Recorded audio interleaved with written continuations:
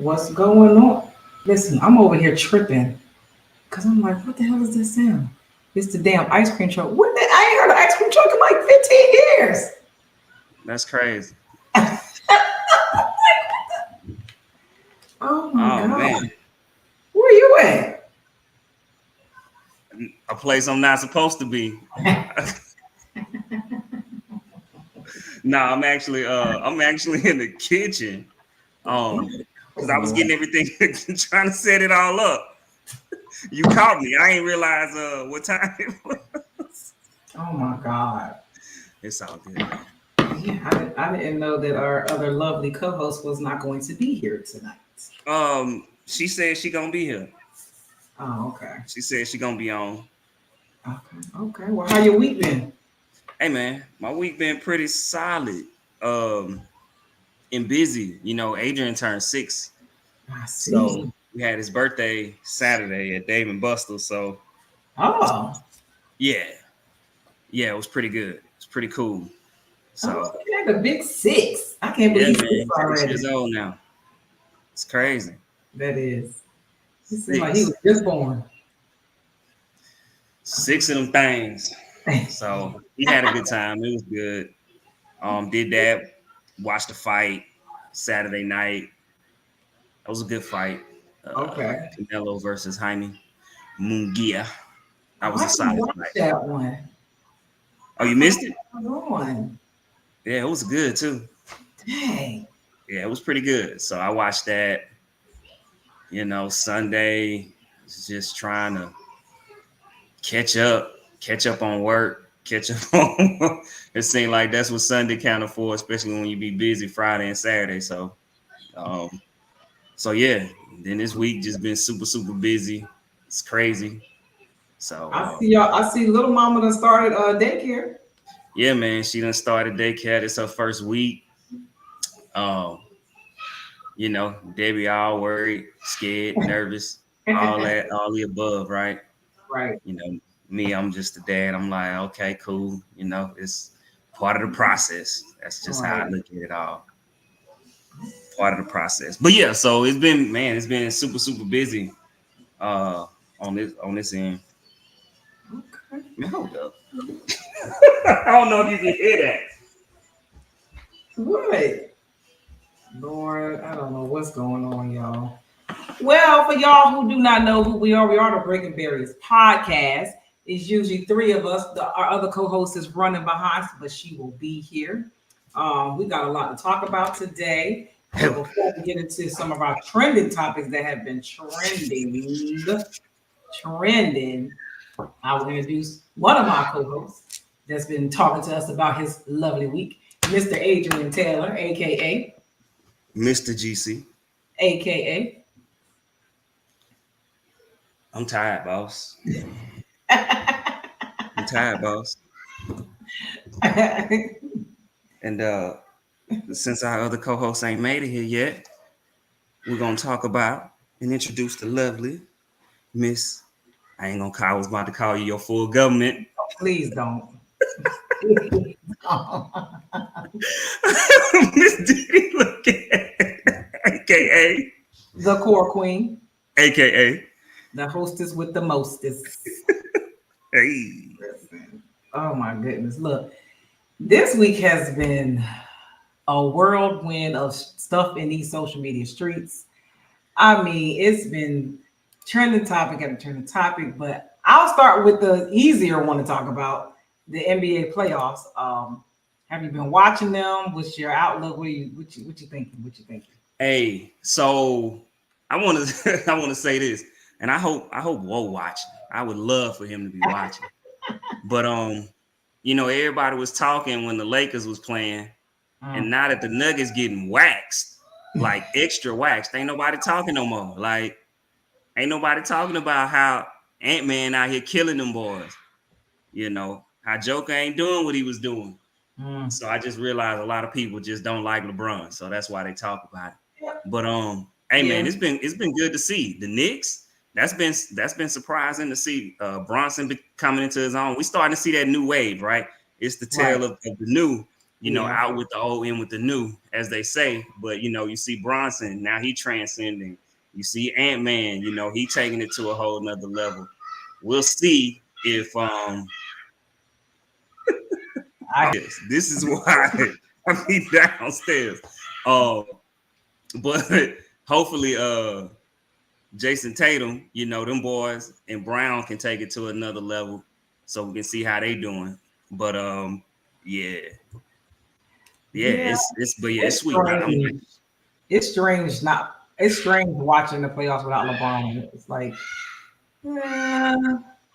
I haven't been watching it since my Sixers got eliminated. I'm like, I was happy they was in it, but that was just, they need to make some changes. I don't know. They don't really have no leadership for real on that team. And they all the way upstairs, just so you know. So it's not like they're around the corner. They all the way. Who is that? They just screaming. Just for no reason. That's what they do. That's why I be all the way down at the first floor, because this is what they do. Lord, that's birth control. Hey man, why you think I got snipped? You stupid. So who do you have winning the whole thing? Who do you think gonna win the whole thing? I'm going to say that Boston gonna go and get over the hump, and they gonna pull it out this year. I think New York needs, if New York had one more player to go with Bronson, I think they would be able to get past Boston. And then in the West, I personally don't see anyone beating the Timberwolves in the West. We'll see how that go. I feel like what they need to happen, or if anybody got a chance, is that inexperience. And so when they get rough on them, they don't know how to overcome it. I think that's the only way that they're gonna lose because of that. And they struggle because they ain't seen that before. They ain't had to dig deep like that before, because they, a young team. Other than that, man, I mean, as far as the players that they got, the skill set that they got, Minnesota the best team. So they deep. I don't see the Knicks going far. Like, they struggled to Philly for them to be competitive, because they should have beat the shit out of Philly. It should not have been that competitive at all. Bronson can only be able to carry him so hard, so far. Yeah. So I guess we shall see. What else we got? I see you got the NFL draft on here. What you think about that? That was I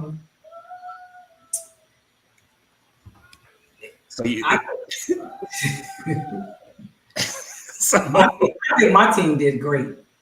My Eagles did great. But the last couple of years, your team always do great. So I don't think that's anything new. So they always do great. You know how we had that over-under going on how many of them was gonna be in pictures, videos with snow bunnies. I don't care what nobody say. I still think the NFL got the NBA. I'm sorry. Absolutely. Drina thinks otherwise, but the funny thing is how many of them go past the draft. Like, you don't see them no more. Like, people be mad about it, but then you don't see these people no more. Right. Yeah. So but I think it was a good draft. I think that there's some transcendent players that came out of this draft. Hey, y'all, chill out. See, now they down here. Oh Lord. Hey man, listen to me. If y'all questioning, don't do it. I know they cute. I'm trying to tell you, it's real out here. It's real. But anyways, but yeah. So I think that I personally think out of the quarterbacks drafted, Adrian, thank you. If any one of the quarterbacks is going to be like top tier, this is just my thoughts. I think it's going to be Jayden Daniels. I think Jayden Daniels is going to be the one that's gonna get to that next level. That's what my gut telling me. I mean, I think Caleb Williams is gonna be solid. But I think that Jaden Daniels is gonna be the one that's gonna be like, oh, okay. Okay. Well, I gotta do a little. Wait a minute, what this boy say? I'm trying to focus on y'all, but he's a freaky ass nigga. He's playing. You talking about one? Hey yo, shut up. He talking about one of them diss songs. Y'all can't deal with him. I'm not dealing with him right now. We gonna get to that. Shut up. I'm like, I had to kind of read it because we talking kids, we talking, like you reading that comment, like, oh, he crazy. Where we at? I gotta shout out, even though I don't know him personally. I gotta shout out my cousin. He is literally my cousin. He's from, of course, everybody been talking about his accent. Xavier Leggett from Mullins, South Carolina. He is my cousin on both sides. He is a Leggett. He got drafted to the Carolina Panthers. He is playing for the University of South Carolina. So shout out to him for getting drafted from such a small town. He pooped in his underwear. South Carolina. What in the world? He pooped in his Bro, why? Where your clothes at? But why he look at you so mean? Is in baffles. Why you? Bud ain't got on no clothes, Didi. Nope. Where your clothes at?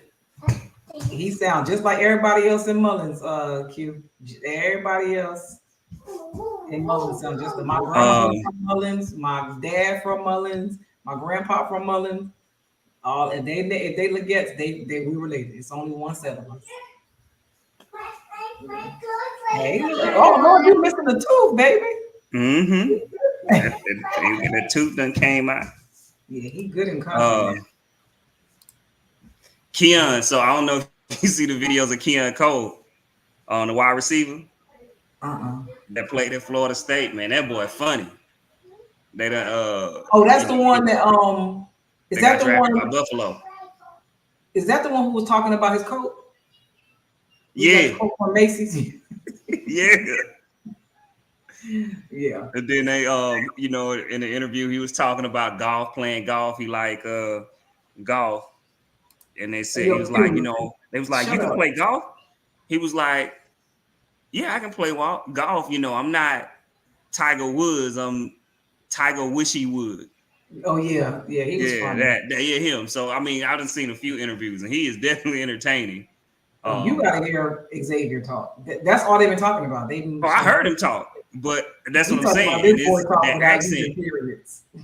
People be making me laugh because I guess because also too, in situations like that, like people not used to accents like that, and then when you hear one of them deep, thick accents, it's like. Xavier is super country. You like, man. That's their Mullins. That's it. It's almost on the border of Geechee. They right there. Hey man, right there.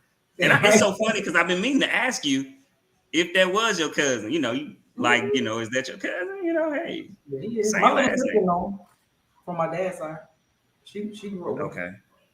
Yeah, she know. Yeah. Okay. But that we have a group on Facebook for the Legetts of Marion County. So like we're all in there. Like he's in that group, so we're all in there together. So we're like we try to keep track of all the family. And now they want to make sure we do a trip with all the family to one of his games. I'm like, oh Lord. Okay. Oh, this is gonna be so country. It's gonna be so country. Yeah.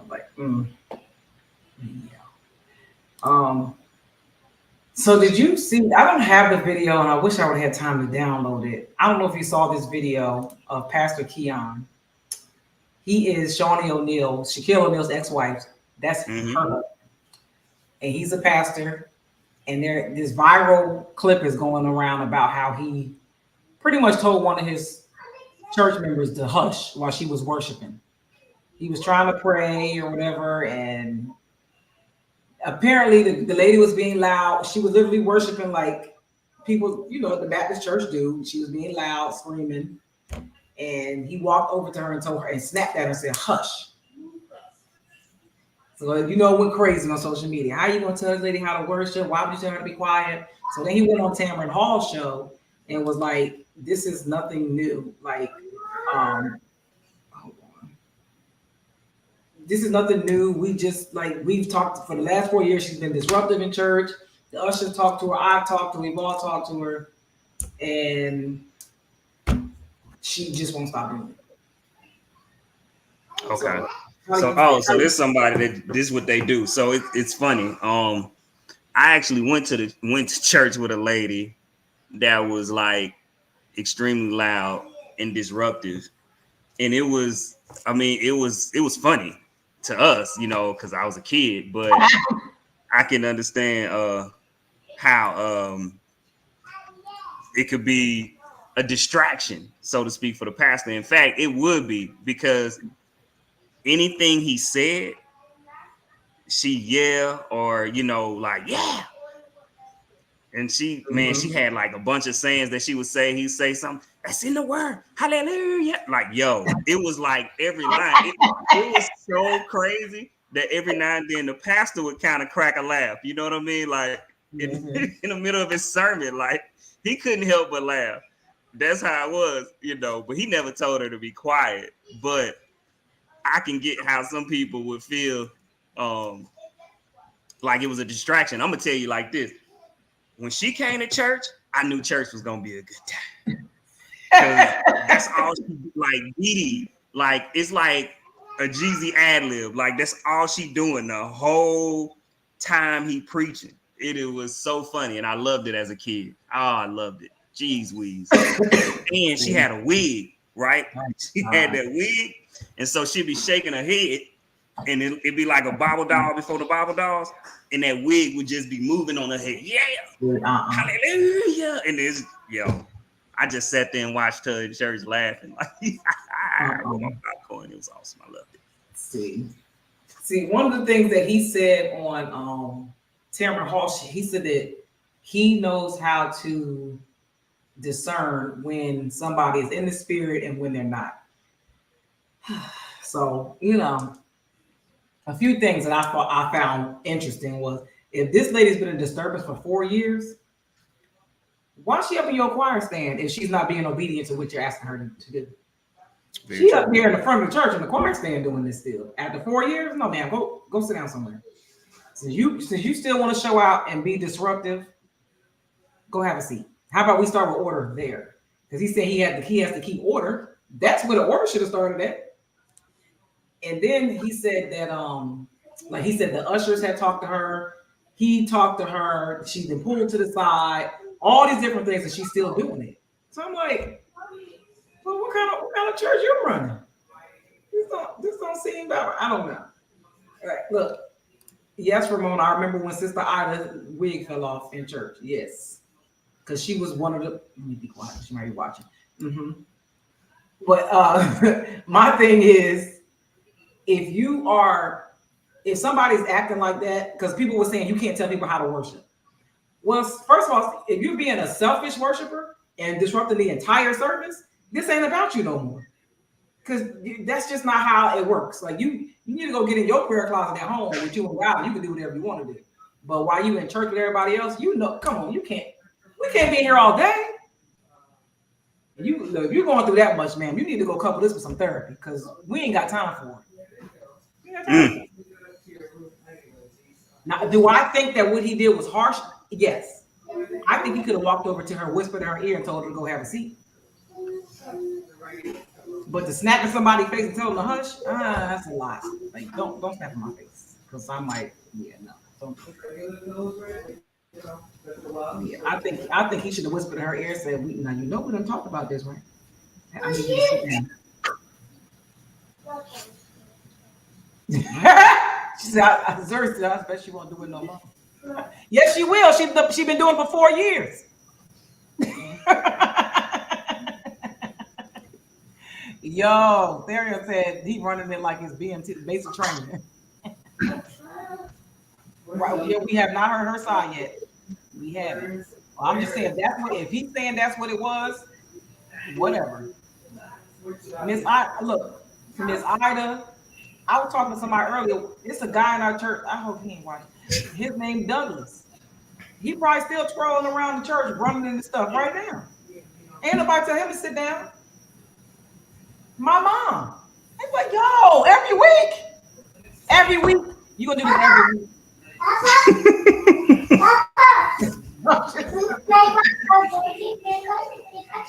Yeah, she definitely, she shut up. She sure did. Zurich said he tired of whispering. He said, call the spirit by the spirit. Listen, but I don't know. The folks is online, you know the people, everybody got an opinion. We should know the spirit by the spirit if he's godly. He said he did. He said he knew that was not a God, so he told her to hush. He told her to hush. Ramona, I'm being serious. My mom used to get on my nerves. Like, yo, I hope she ain't watching. I love you, Mom. And I thank God that they didn't hush you. I'm thank God they let you get it out because you're good now.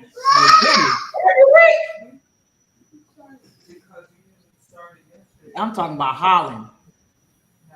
Straight hollering in the church. Hollering, screaming. Let it use you. Man, you know, I ain't doing this with you, Ramona, because you know they friends of mine. I'm not doing No. Every Sunday. I'm like, we ain't healed nothing yet. Nothing. Ain't nothing working. No. Okay. We got to make some progression somewhere.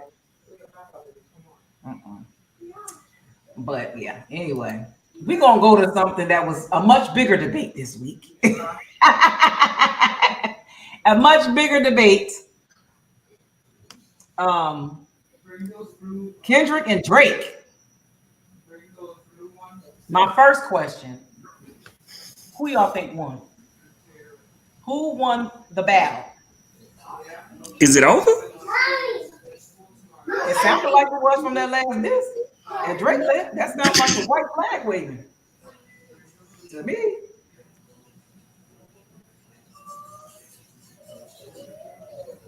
I agree. I think K-Dot won too.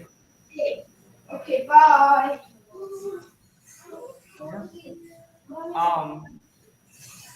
First, I'm a little confused on how it even started, but I mean, I don't care because I was happy that it was happening, and I didn't have to hear no bend that ass over. I ain't have to hear no booty hole round. I just heard rap, so I was excited about that.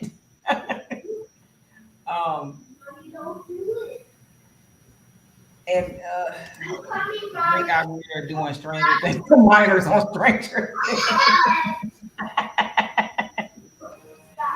And you know what? I'm glad you said that, there, because somebody was online talking about Drake, how I guess like all these rappers that was doing work with Drake, like doing songs and stuff with him, and they all knew that he was doing this stuff, and they still work with him, and nobody did nothing. And I'm like, when the industry signs an agreement for stuff, that's what they do.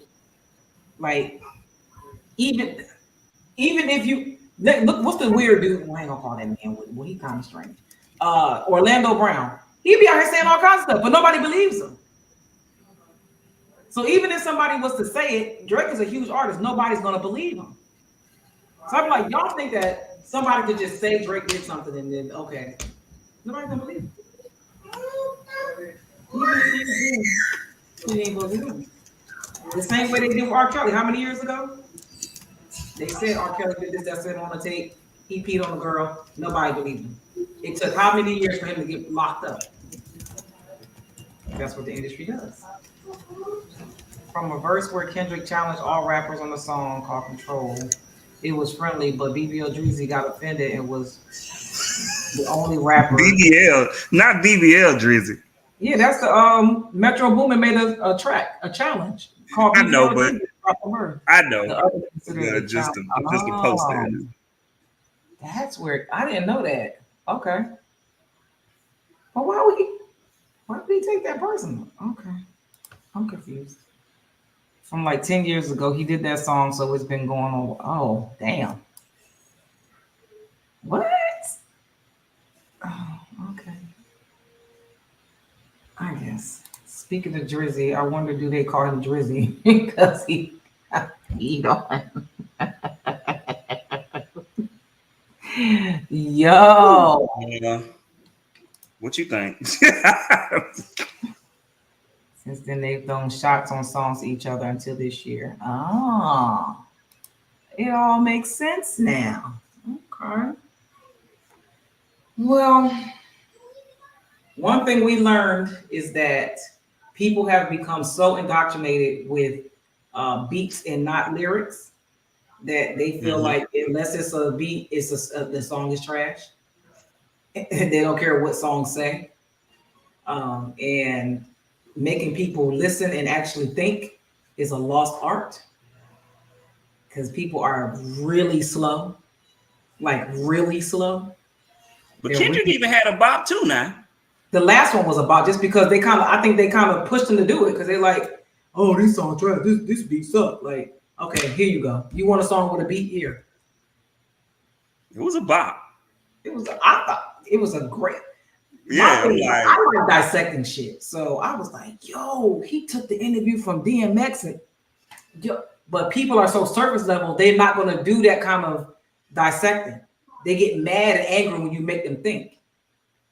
Man, nigga, just drop the song, just say what you need to say. Oh, because you slow, right? Oh, okay.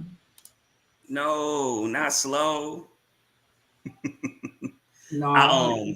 She said Drake denied everything except being a bad father. He didn't defend himself about that guy. He surely didn't. Because he don't like that lady.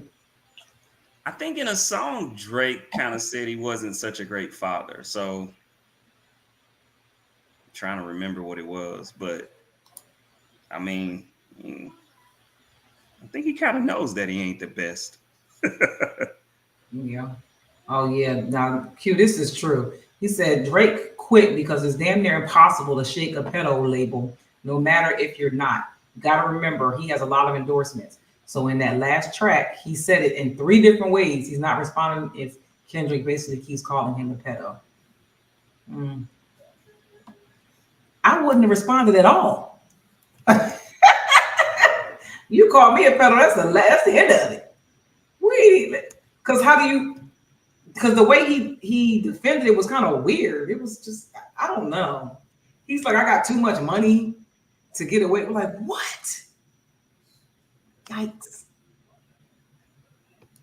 It's going to be interesting to see if he recovers from this pedo label. It's video circulating all over social media of this fool and history of contacting young girls as a grown man. Yeah.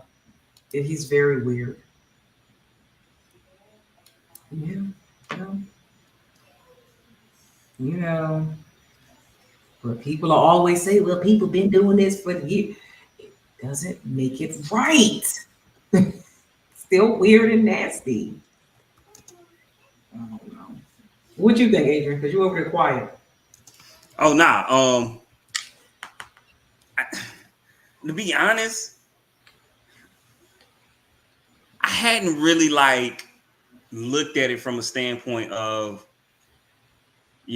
Kendrick won, Drake won. I just looked at it from a fan standpoint. I'm like, I just feel like we haven't had this in a while where it was actual bars, right? Like entertainment from bars.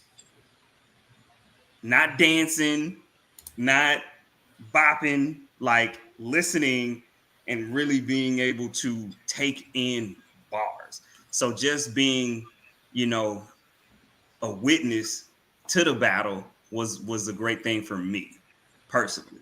I mean, if I chose, it's Kendrick to me, but I also am more of a Kendrick fan than I am a Drake. So I don't want to be biased in a sense, or people say you biased because it's like, bro, you don't even listen to Drake. And I don't. But you know what I mean? So that's why I just kind of looked at it from a lens of just enjoying the game, because I'm kind of already going into the game a little biased, if that makes sense. Even though I think he won, I think he winning, I don't even think it's really close. That's why I would have rather than been J. Cole and Kendrick, if because of the battle. Because and the reason why I just say that because I like both of them, and so I would have actually really like dissected it and picked a side because I really rock with both of them. It's easy for me to stand 10 tones down for Kendrick because I don't really listen to Drake. I listen to Kendrick. Yeah, but it's hard to do a battle rap with people you like. Like if they're friends, you're not gonna have a battle rap with a person that you don't like. You don't have a problem with. That's why J. Cole bowed out because he's like, I don't even have a problem with him. Like, I don't like. There's no beef. What am I gonna do? What we gonna talk about? What am I gonna talk about? I know. It was nothing really there. You right, but I guess I would have felt like, you know, being having these conversations and defending a side, you know, is people that I know is like, but you don't even like Drake. You see what I'm saying? So it's just like, yeah, you're right. I mean, look at this comment. Obviously, do you think he likes Drake or not? I don't know. He said he thought it was a draw before Drake dropped the last track. That killed him because it showed that K-Dot got to him mentally. Had him trying to explain himself and all, never show weakness. I thought it was a landslide from the beginning. I didn't think Drake won any of the rounds. I felt like Drake was making commercial music to sell it. I didn't feel like he was in a battle rap. And I think it's a difference too between being from up north and down south, where battle rap is so prominent up north. We don't give a fuck about a beat. We want to hear what you're saying. It better make sense. That shit better be hard. It better be disrespectful as fuck. We don't care about popping no ass in no club. We don't care about twerking, none of that. The hands on your knee. When the nigga threw that in the song, I was done. I'm like, you really put that in the goddamn song?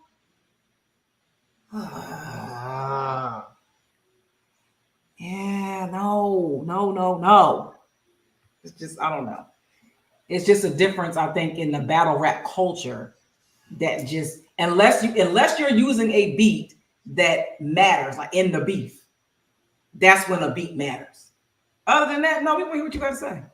Talk shit about. We don't care what you talk about. His mom, his grandma, we do not care. Drag his ass. Q said, I've always believed Drake is a character played by an actor named Aubrey Graham. If you go back and watch some of his old videos trying to rap or do freestyle on radio shows, it's laughable. I really do think Buddy started with playing a character and we're here. Yeah, I mean, I think Drake was put into the industry as the guy to move forward. Like he was the next thing that they were going to push. And that's just what they did. So, I mean, they talked about that, right? That they basically engulfed him in the Houston culture, in the strip club culture, took him around, showed him how it was, how everything went, so that way he can develop his persona. That's what Jay Prince's son did. That's what they did. Yeah. To build, like you said, build that character. And he did it very well. Yeah. Q said when he started, he was supposed to be known as a rapper that grew up in Memphis, but from up north. Yeah, that wasn't going to work. That was not going to work. The last verse of Not Like Us breaks him down so perfectly. Absolutely. Yeah. I mean, because what was crazy was people was debating about colorism. I'm like, y'all are so fucking slow. He's not talking about colorism. He's talking about culturism, where he's not of our culture. He doesn't really even fit in for real, where he is forced in. He's been planted in it. He don't know nothing about this shit. Like, he's from fucking Degrassi, for God's sake. Like, he's really, I mean, we don't care what color he is. We just know that he ain't the black we know. That's it. He ain't, listen. Like you said, it goes back to when you see Drake didn't grow up around black people. That's just the truth, right? That's not subjective. That's the truth, you know? But now look at him, right? Right. And I think me and you had this conversation before, and you kind of looked at me sideways when I said there is a difference when a mixed child is born from a white mother and a black mother. It is a big difference. It's a big difference.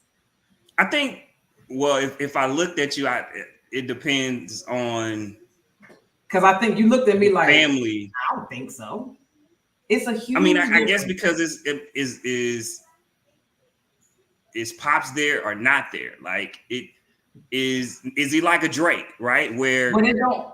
What I'm saying is, when you're getting nurtured as a child, your mother plays a big role in that initial foundation in nurturing. So a black mama is so much different than a white mama when it comes to implanting that into a child. Now, of course, the dad comes in with the raising and upbringing after we get through the nurturing part of it. No. I mean, I definitely get what you're saying, because I mean, looking, I guess, at the perspective, right? Like, Drake got a black dad, but let's be clear. Like, Drake grew up culturally as white, right? I'm pretty sure. So looking at it from that perspective, I definitely can see what you're saying. I guess I was my the nuts and bolts and my mind was trying to dissect what you were saying and trying to put it all together. But using Drake, yeah, perfect sense. You absolutely correct. I'm with you. Q said, which is why Meet the Grams, when K Dot was talking to his son, he told his son that he's black, but breaks down how his father isn't. I love that part. Yeah, he's not. Did we have a conversation? Did we talk about Rudy Gobert and his story? Yet. Not yet. Okay. Aubrey said K Dot was killing them lyrically, but they wasn't just humiliating each other. K Dot is a far better rapper. That's why I expected him to do him worse than he did. I think he did it pretty bad. Called him a pedophile. He told him he was a horrible father. Said he wasn't black. He told him he was a culture vulture. He said a lot of bad shit. I thought he did him pretty bad. Because then the whole pedophile thing, and then the girl basketball player or whatever he was following when she was in high school. Texting her or something, DMing her. Yeah, you like, yikes. Like, Brody, bro, what are we doing? Because what, Drake, 37? 38? Yes. I mean, he ain't no young pup. Yeah, he'll have that pedal stand forever. Forever. Well, if he had it and he deserved it, he deserved it. Yeah, that's something. So I don't think it get any worse than that. I don't know. Yeah. Right. So yeah, because the girls in high school, you like, whoa, you texting high school girls? He was a fan of their high school because he follows women's basketball, so he was a fan of their high school team. Who even knows who play on somebody's high school team unless you're like little sister or somebody play on the team? Right. Like that's some weird ass shit. Unless I had a cousin, friend of the family type thing, I ain't watching that. Or you in a place where this high school team get nationally recognized because they just that good. Right. Yeah, you're a weirdo. You're a weirdo. No one's just going to the local high school to watch girls basketball. No. I'm not even going. I'm a girl. No, not going. That's weird. Maybe that's why him and Diddy had a honey. He was stepping on Diddy territory. Let me stop. Let me not say that. Let me shut up. You mentioned Rudy Gobert. What you want to talk about with him? It's crazy. I thought we talked about that. So it was basically because the story that you were saying, being born from a white mom. So Rudy Gobert, his story, he was born from a white mom, black dad, of course. But his wife, his mother, mother family disowned him. White family disowned him. The whole nine, didn't want to be around him. Disowned her, him, all of that. And so even with that being said, of course he's married to a white woman. And so a lot of people was kind of like scratching their head, like, why would you be with a white woman when you dealt with all of that growing up? It wouldn't push you to be with someone like you. But yeah, you with a white woman. You hate that blackness in you so much that you decide you're trying to market out. So it was just the thing that people was just kind of talking about. And I was just wondering if we had discussed that. I didn't even know before. about that. Yeah, because his mom family disowned him and everything. And so, you know, he with a white woman. So and most of the time you crave the one thing that you can't ever get. That love from your mom or your dad. If it's a reflection of that, you're gonna go towards that. Hey yo, Q, I didn't know this. I did not know. No, he did. You better find that song and let us know the song. Right, you need to drop that song in the comments. You gotta drop that song. In one of his that's albums. Some serious accusations right there. Hold on, let me read. It says he has a bar in one of his albums where it says Sierra Canyon, a high school parking lot, is looking like Magic City parking lot.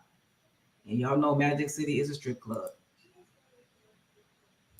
And he said he can find the track and be right back. What? Yeah, you can't do that because that's blasphemy. God. Oh, because you know that's where what's her name that played for USC went to high school, you know, because Bronny James and then was there too. What's her name? Oh, that's Juju. Right. There you go. Yep. Juju. Oh my God. Q, you better find this damn song because ain't no way this dude said this in this damn song. And ain't nobody say nothing.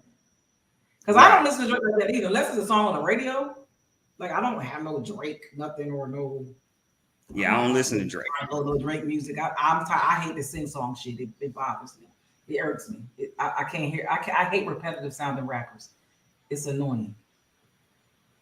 Lord, did he? Okay.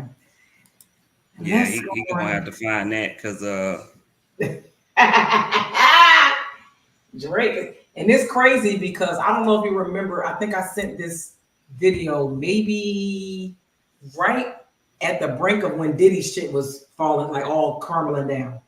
And there was a video of a psychic from maybe 5-6 years ago who said in 2024 we were going to start seeing a downfall of a major artist or a major figure.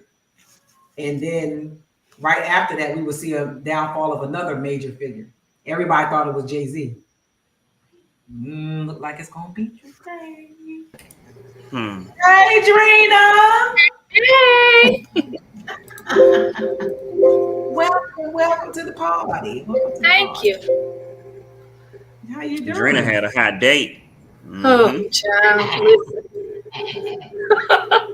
I don't want to go on that type of date ever again. Lord. Well, we're about to move into our icebreaker topics. You just in time for the icebreaker. Okay, let's see. What's your favorite weird food combination? I don't know, do I have one?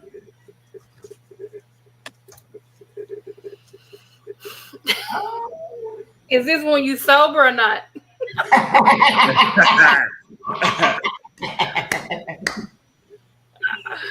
Because it varies.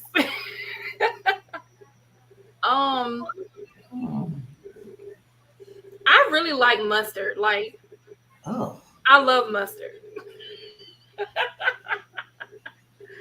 I don't know why I love it so much. I love mustard.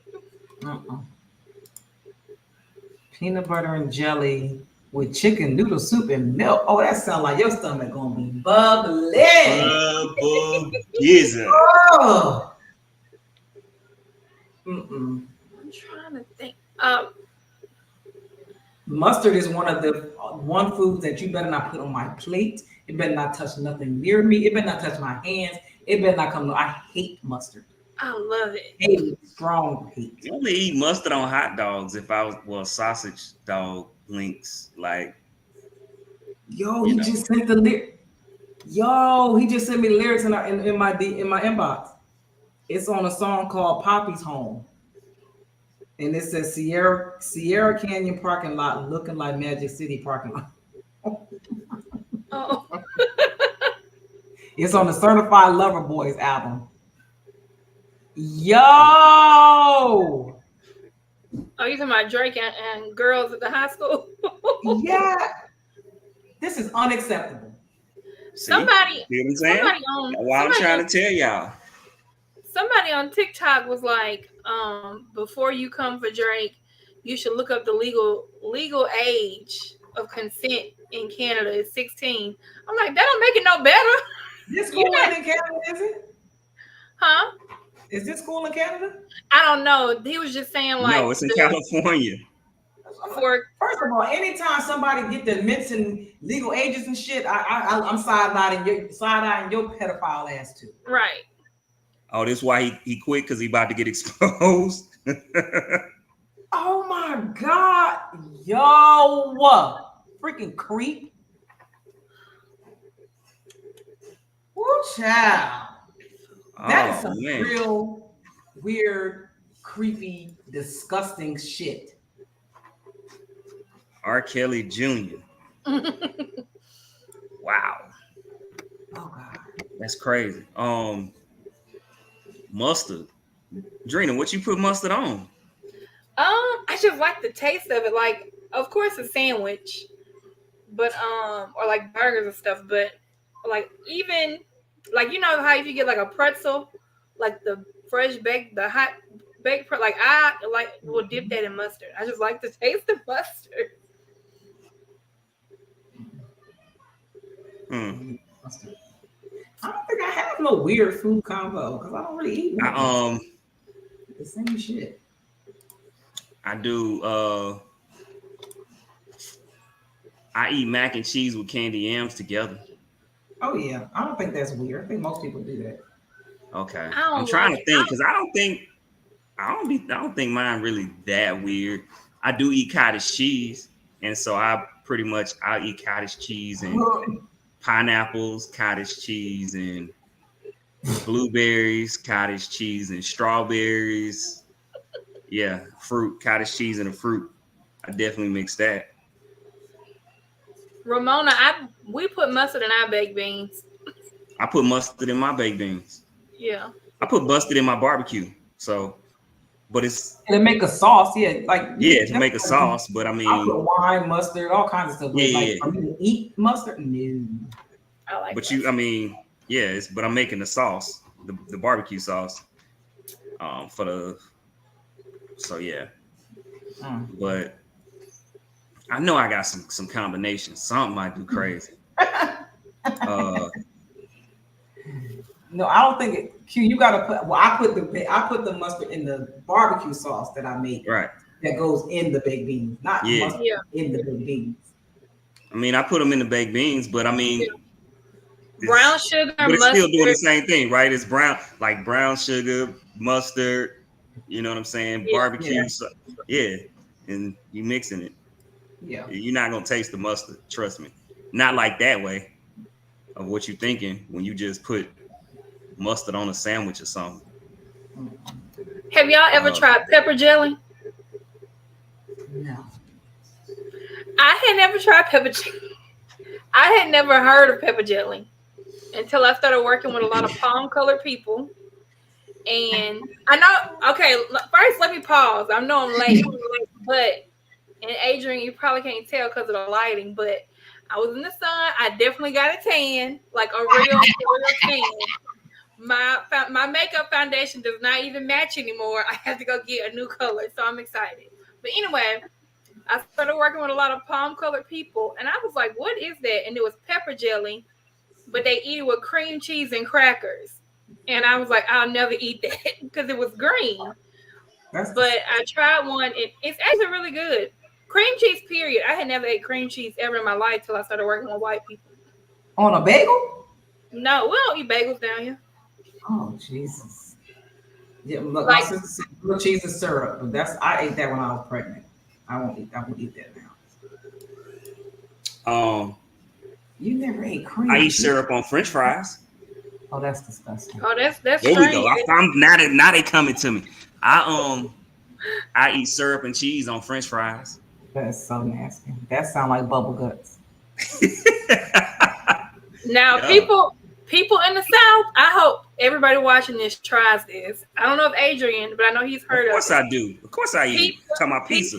Pizza and Catalina sauce. Y'all have to try it. Bust. No. Didi don't know nothing Yes. about it. She ain't about that life. You gotta try it and report back. It's the best. It's Catalina sauce. Catalina dressing. Didi, it's like French dressing. It's very similar to I French don't like dressing. pizza. I You just don't want the like pizza. Huh?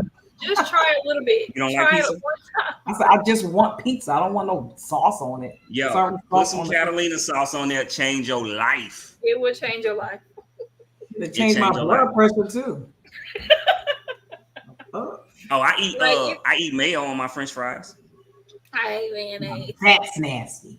Yeah, I yeah. hate Holla at your boy. So I do my. Don't put that up there, Didi. Do not. We're not entertaining that, Didi. My son puts grits too. I'm like, that is not what going on grits. That's for cream of wheat. What are you doing? We don't do I sugar. wanna- How did people start it? How did people start putting sugar in their grits? Where did it originate? I don't know. Some country bumpkin like Quentin Newman. I mix cereal too. No. So like I put like Raisin Bran Crunch in my cereal. Yeah. And like some Captain Crunch or No, because the consistency of it is too different, and it's one gonna get soggy before the other one. Did y'all Amen. put chips when y'all was growing up? Did y'all put chips on y'all sandwich? Yeah. yeah. Okay. Ranch and spaghetti. Y'all just Ranch and spaghetti. I put barbecue sauce and spaghetti. Really? Yeah. Oh yeah. No. I'm convinced y'all just like nasty shit. Yeah, I put barbecue sauce and spaghetti. That like sweet and like tangy spaghetti. Oh, bust. You hear me? Bust. My stomach hurt. Just thinking. What else?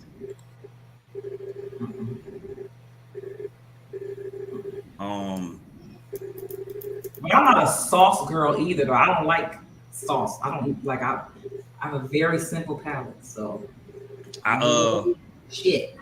I'll eat anything that's pretty much not sweet. Relish. What? Relish. Hey man, don't knock it till you try it. I'm trying. Barbecue sauce and relish and spaghetti? No. Yo, I'm trying to tell you, try it. Don't knock it I'm till gonna you tell try it. one thing I can never get into, and a lot of people down here, like eggs and rice. I can't do that. Even though I know they make fried rice like that, but Sauce on rice, bussin'. I put barbecue sauce on rice. Was rice and eggs. really, Yes. I eat rice and eggs, bussin'.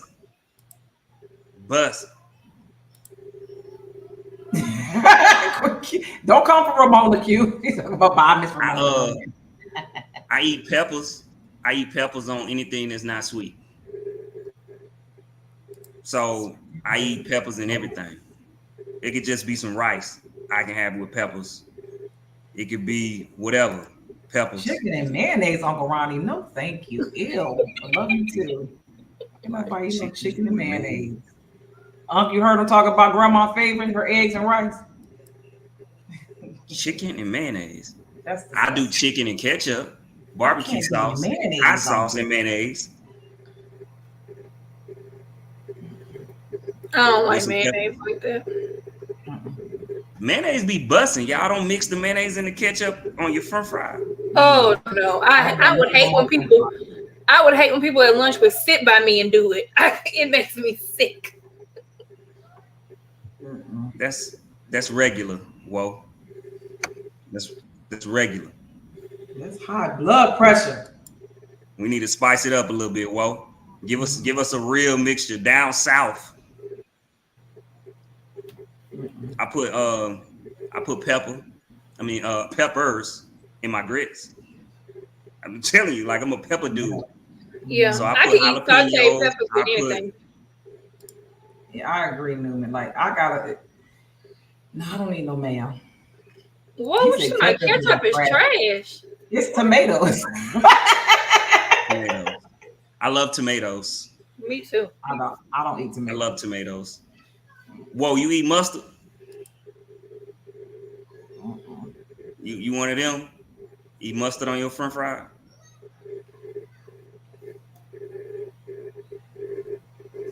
All right, hold on. Y'all done with these nasty? Yeah, a little salt and pepper on some leftover rice with some soft scrambled eggs. Lord. Well, you got to put a little bit of sugar in spaghetti just to cut the acidity out of it, because that tomato sauce is acidic. That's what barbecue sauce do. That's That's acidic sweet. too. Hey, that sweet baby rays. That sweet baby acidic rays. too. I'm trying to tell you. That's too That's- acid. You need a sugar to come and cut it. Hey man, put some of that sweet baby. I knew he did. That's what I'm saying. He love it. Drina, mustard. I No, love Mustard. I take mustard. I take mayonnaise over mustard any day. Any day. Argue with you. wait a minute. Grandmammy. Saute butter garlic with weed on mussels. What kind of weed? What? Yeah, right. Ramona. Hey, yo, Q, shut up. Talking about some pig feet and crackers. I used to eat hoghead cheese and crackers. Oh, that's Oh, that's so. I have a friend. If they whole family do it, they take. You know, they have those cheap cinnamon rolls that come all together in a pack at the grocery store. Mm-hmm. They would take that and like wrap it with bologna. They would put it in the microwave, heat it up, and wrap bologna around it. I would be like, oh my god. Now I know why the black community is leading in heart disease and blood pressure. Oh, yeah. True. Eating Very this kind true. of shit ain't no motherfucking way. I'm like, how did y'all even figure out to put that together? I would never try it. Fried bologna, some scrambled eggs, grits, butter, Fried bologna. salt, cheese. Hey man, take that struggle meal to the next level. You feel me? In New Orleans, they have something called yakimane, and it's Yeah, like, pig feet and ketchup. oh, pig feet with Diddy, ketchup. you Oh ain't my never God. had no pig feet? I would never in my life have I Pig ever. feet. Ain't nothing wrong with some pickled pig feet. No. I'm not Diddy, eating a foot of anything. Let's just start with that. come on now. Damn sure I ain't eating a Come foot on, of a pig. It's a delicacy. No, the Not fuck a it ain't. delicacy. Mm-mm. Good ass syrup. I used to eat wish sandwiches. Not a wish. As a kid, Yeah. my grandma would cook all that. I'm not eating none of it. No. So anybody ever ate mayonnaise sandwich? No. No, Never. No. I'm going to bed hungry. If that's all we got, I'm going to bed hungry. Mayonnaise sandwiches be busting.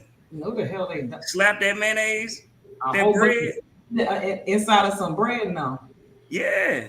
I'll And eat wish you toast. had some meat to go with it. He said, "Yeah." He didn't even hear what I said. Huh? I said a whole missed bunch of semen between some bread.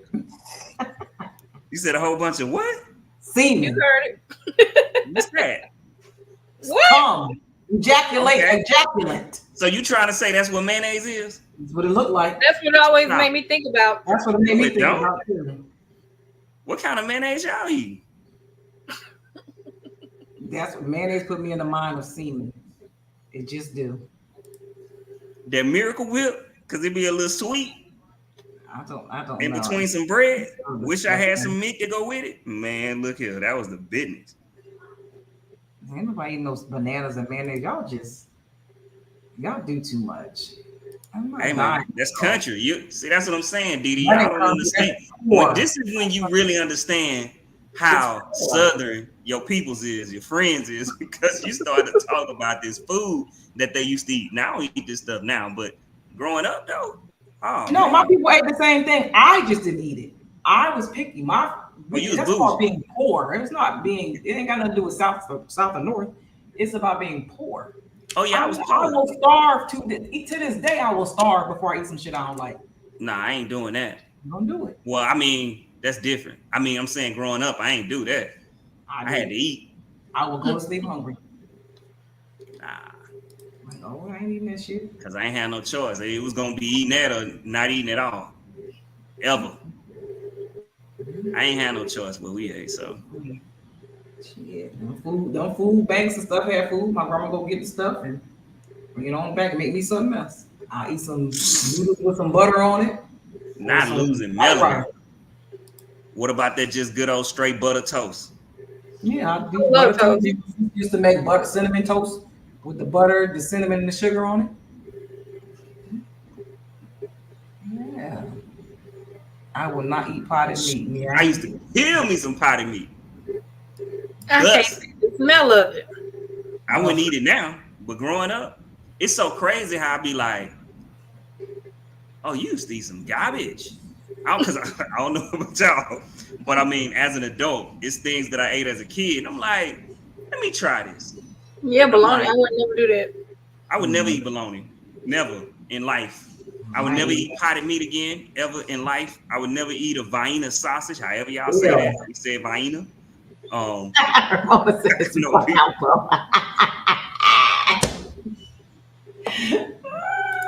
would never eat Spam. I'm not eating anything from a pig, so or a cow. I'm slowly drifting away from the chicken, so. Whoa. He said I'm southern, not country. I'm learning the difference. You are from Hattiesburg, Mississippi. That's as country as it get.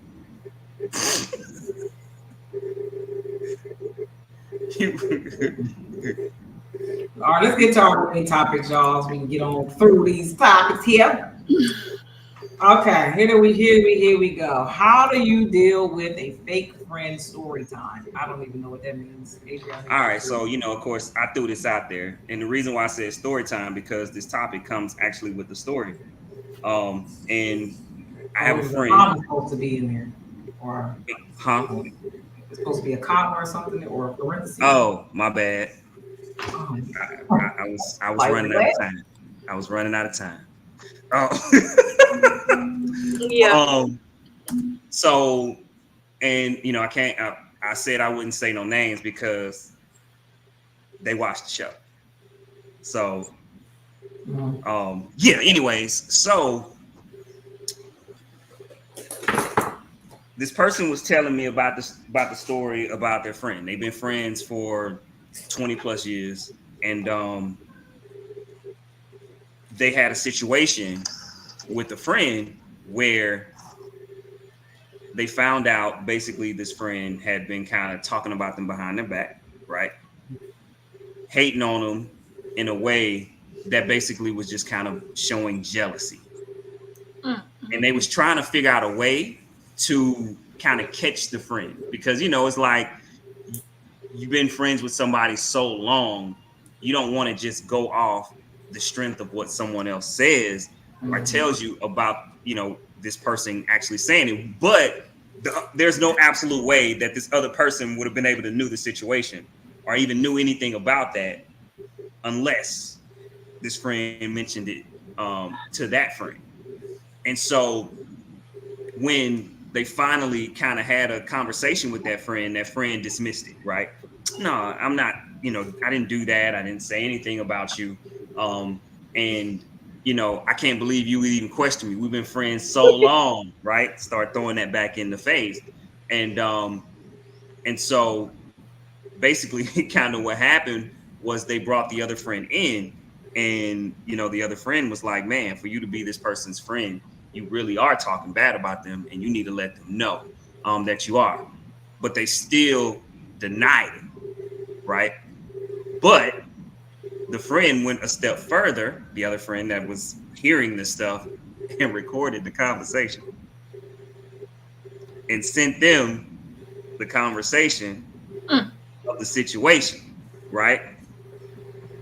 And so even still playing that, it was like, oh man, we was just joking around and playing. It wasn't even for real. It wasn't serious.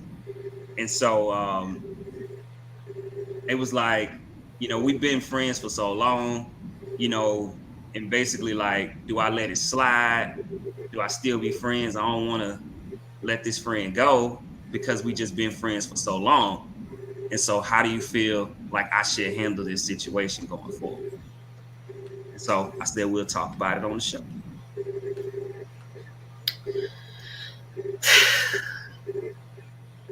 I feel like if they've been friends for that long, there have had to be some type of red flags that they probably ignored. But I can let stuff go for so long, but when I find out somebody just playing in my face, it ain't no holding back, and I'm just gotta let them know, like, hey, I ain't fucking with you no more. And like they just dead. They're just dead to me from now on, from going forward.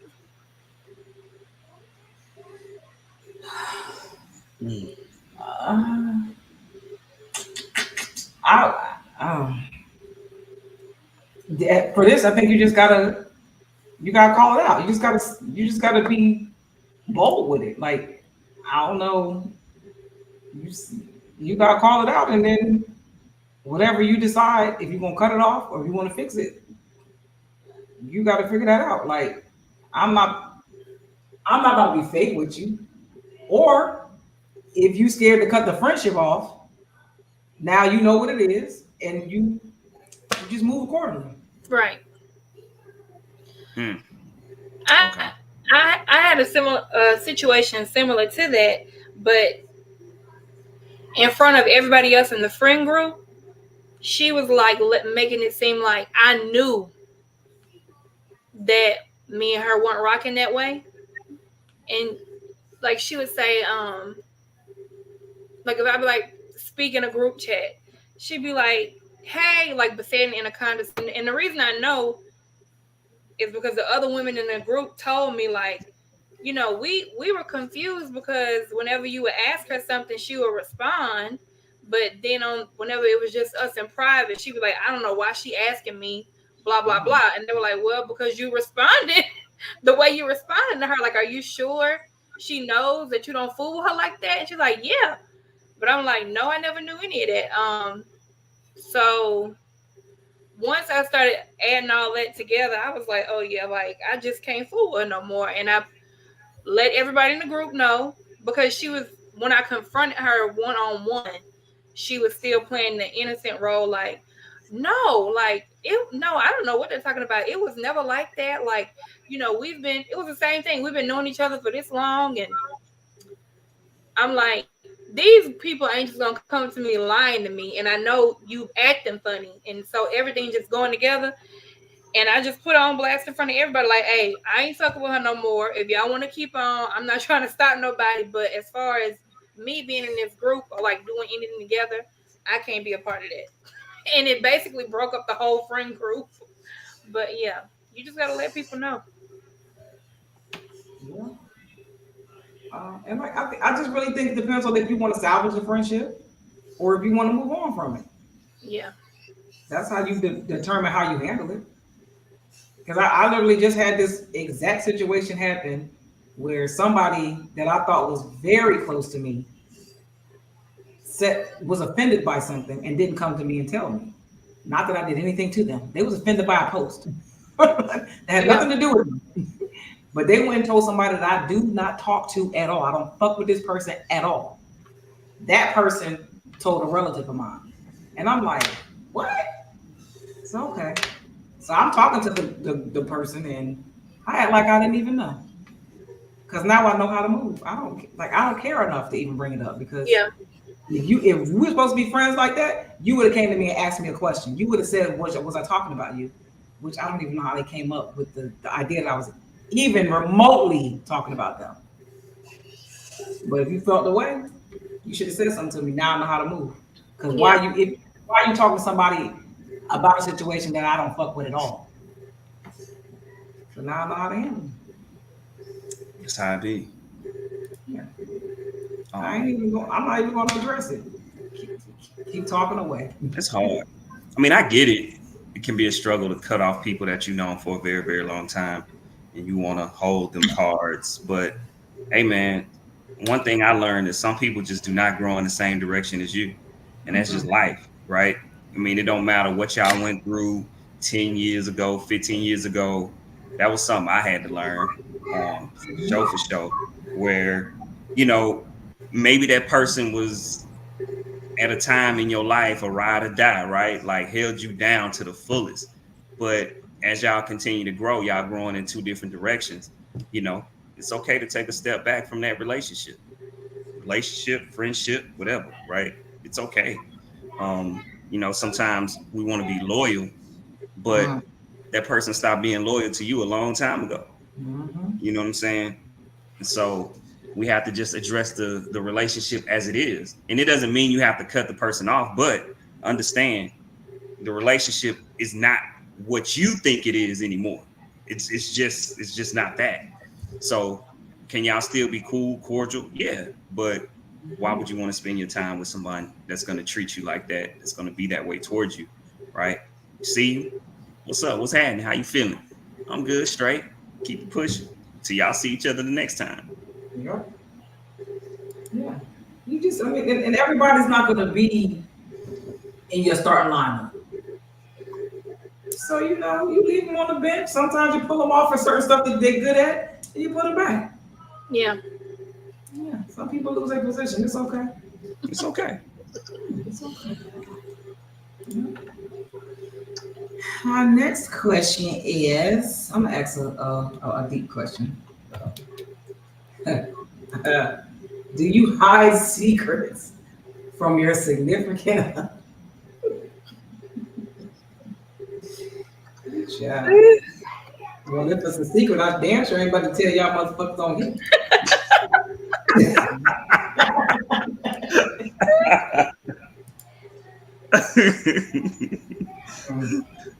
Of course not. I tell them everything. Everything. Everything, Diddy? Everything.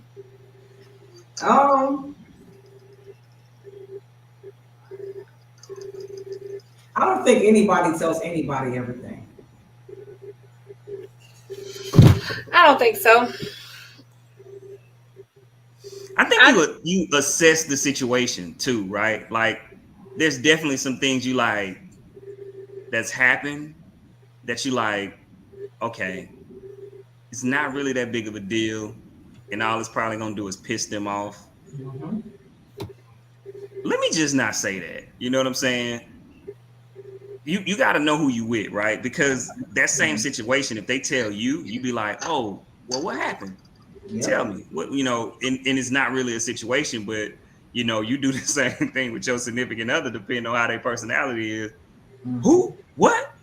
Oh, we pulling up. You know what I'm saying? Like, no, that, you know, I ain't even trying to tell you because of all that. Like, I don't even want all that, you know, but Mm-hmm. you just got to know who you're dealing with, right? Yeah. Because some people aren't equipped to handle certain stuff. Right. I mean, and it's just like, all right. And if the information isn't going to progress or elevate something, what's the point? Like, if it's just, I'm just going to say something and it's just going to throw everything off, I'm going to just leave it alone. Unless it's something that's going to come back and it could possibly make it worse, then there's really no need to share something. Unless you just out here being just an ass and just doing unruly stuff you ain't got no business doing. But other than that, I don't know. I don't know. Everybody can't. Woo! These truths out here they ain't all the way digestible now. Let me tell you. Some stuff you gotta be willing to take it. Very true. I'm with you. I feel you on that. Yeah, child, listen. Okay. I don't know. Do you hide secrets, Adrian? I'm joking. I mean, I don't. But once again, I guess, yeah. So I'll say yeah because I was just gonna say no because it's not important. But I feel like importance is subjective, right? Something I may not feel is she may feel. But I mean, I personally, I don't feel like anything of, importance. It could be, something that happened in passing on the street or something. Mhm. And it's like, man, you know what this old lady said to me, type stuff. You know what I mean? Which I don't think that's not really a secret to me, but I don't know how she may feel. Like, you should have told me. So I don't think so. But I don't, I ain't saying every little single thing that happens, I guess so. I don't think it's healthy to tell somebody everything. I don't know. I just think some stuff you should just keep to yourself. I'm with you. So we got Mother's Day coming up. What's the perfect Mother's Day gift? The fellas need to know. Well, my daughter just sent me my Mother's Day gift, and I'm super excited about it. I got the best daughter in the world. She got me 3 months of 1 hour massages.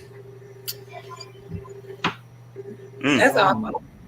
Yes, ma'am.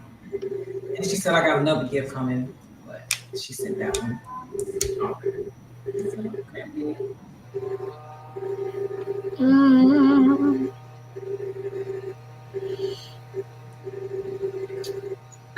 I don't know. Like, I think if she time off, like a break, I think a break would be awesome. And I don't mean a break where you calling her like, hey, you tell me what to like? No, that's not a break. A break is like for real time away from everything and responsibilities. I think a lot of women would enjoy that. Like Dee said about massages, I think that's a great gift. Always mani pedi or a nail salon, something. Yeah, nail salon, mani pedi. If it's something that she's mentioned that she likes, of course, then you should probably get that for her. Kitchen gadgets are my thing too. I like kitchen gadgets. You said who gadgets? Kitchen gadgets, like things that I can use in the kitchen. Yeah. And of course, Amazon gift cards are always good. Yeah. Amazon gift cards are top tier in my opinion. I know. Don't go in like when you go in Walgreens and Walmart, they have them little made up things. Don't nobody want those. Like, don't waste your money. Just get her a gift Like card. baskets. Yeah. No, we don't want that. Just get her a gift card. Yeah. Yeah. I guess that's about it. Yeah. I don't know what the next question is, but I had a post. I didn't get a chance to send it in. That I had quite a few men in my inbox upset about it. Uh-oh. And the post said, please, I shared this. I didn't come up with it. It said, please, Lord, let my man achieve all his goals so he can afford everything that I want. I had so many people upset, write me whether it's a question mark or an angry face or a thumbs down. If this person is praying for the man to achieve his goals, I don't see the problem with that. That is hilarious. I don't see the problem with it. Adrian, as a man, what do you think about that? I love it. I personally, I don't know that when you just said what you said, that did not bother me at all. In fact, I loved it. I feel like that's the type of energy you should be putting out. That's, to me, that's investing in your man. Like, I hope you praying for me. Hopefully you there for me. You know what I'm saying? You want me to be great. You benefit. Like, that's the more they're not mad about that part. I think guys are, but they're not mad about that part. Huh? They're not mad about that part. They're mad about the part saying he can afford everything I want. But my thing is, Yeah. these are his goals. If this is what he wants, I want him to reach every one of those. Well, I mean, I I get why they probably were irritated, because we're living in a time where everything is the man need to be he need to pay for everything. I ain't going to Cheesecake Factory. He need to buy all my stuff. He need to pay all my bills.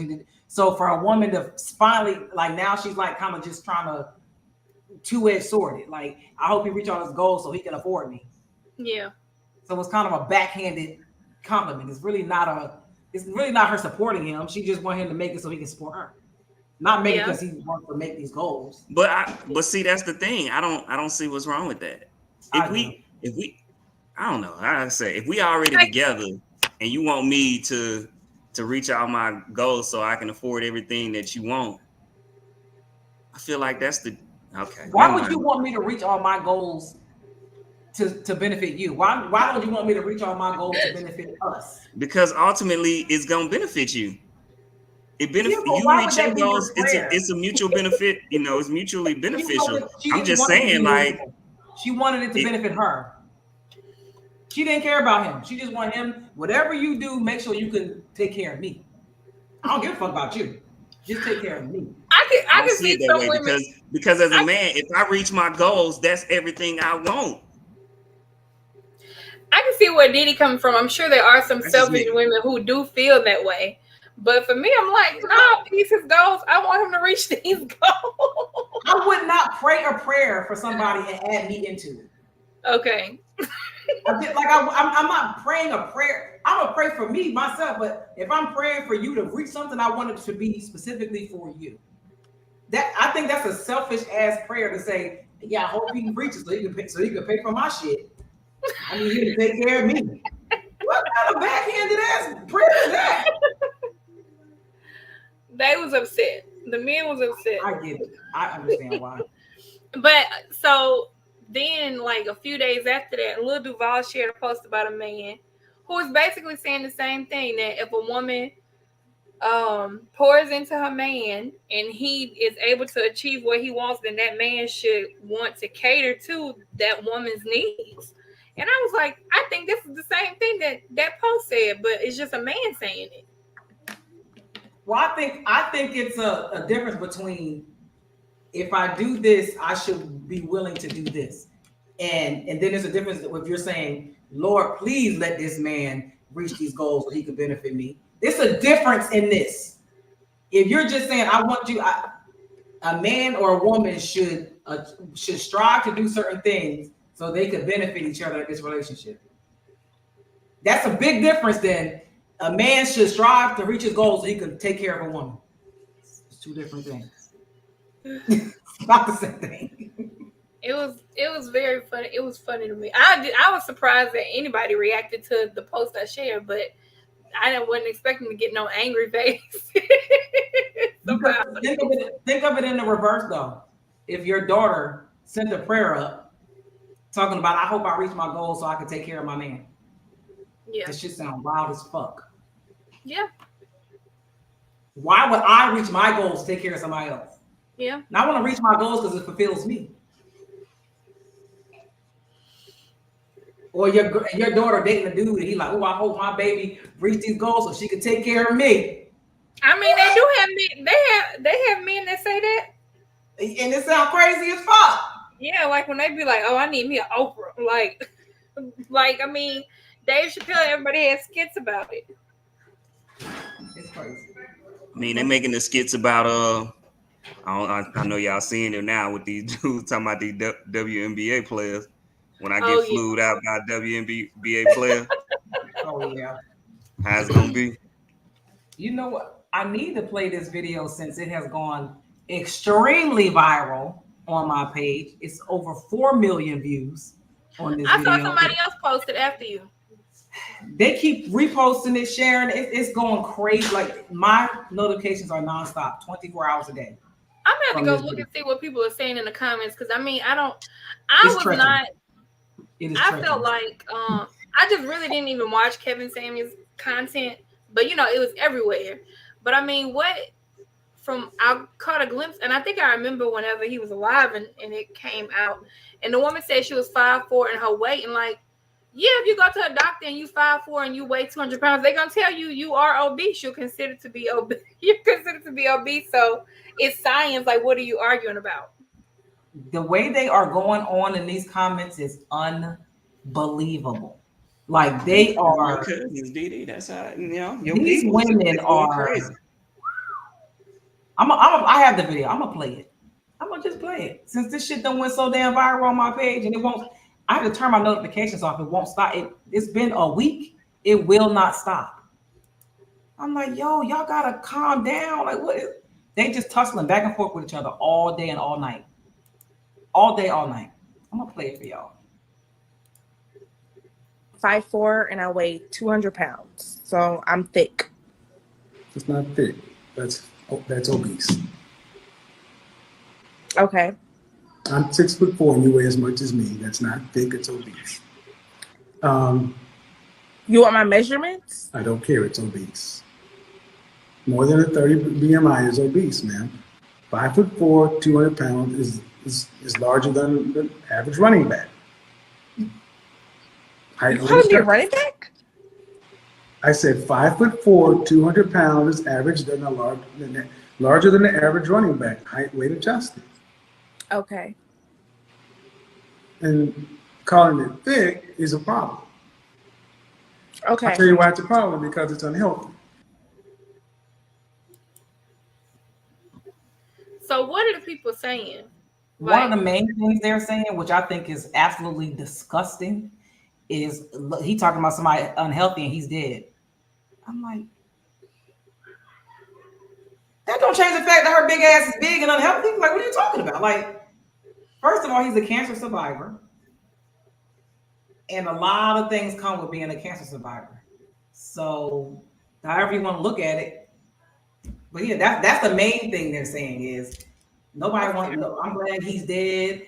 I'm so glad we don't have to listen to him no more. That's why he's dead now. Like, that is the main thing that they're talking about. Goodness gracious. And then the other thing they're talking about is they're battling about the BMI chart, about it being a white person's chart.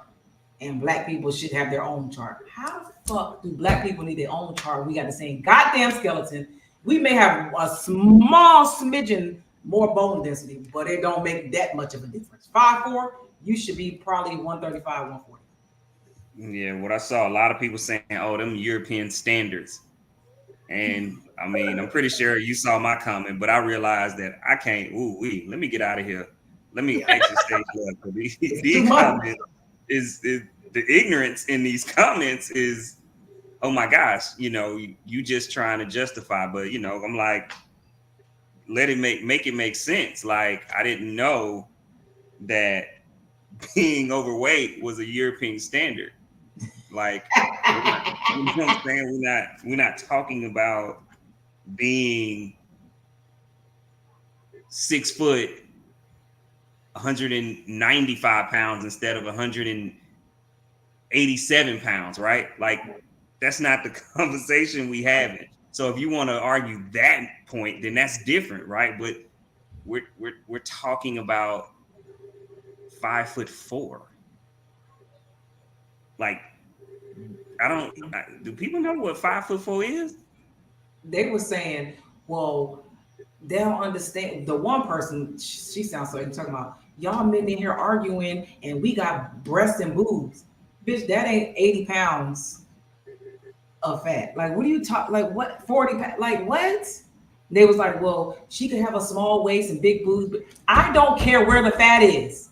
If it's too much, it's too much. Whether your boobs or your ass are big, if it's excess fat, it's excess fat.